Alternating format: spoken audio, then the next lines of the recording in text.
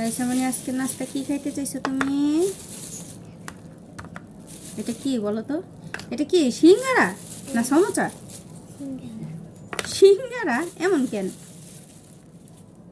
কেমন জানি না, সমোসার মতো। আজকে রাইসামণি হচ্ছে সিঙ্গারা খেতে চাইছো তাই না? এর জন্য তোমার বাবা এতগুলা সিঙ্গারা আনছে। এটা কি সব রাইসামণি খাবে? না, সাথে হচ্ছে এই শসা আর কি কাঁচামরিচ। আবার ভাববেন না যে শসা এতগুলা হচ্ছে ওই বেটারা দিছে, ওই বেটারা দেয় নাই, নিজেরা কাইটা নিছে। কিপটা বেটারা শুধু ইয়া দিছে, সিঙ্গারা দিছে, কিন্তু এর সাথে কোনো সালাদ দেয় না। ভাগ্যেশ ঘরে ছিল, নয়তো কি করতাম বলেন তো।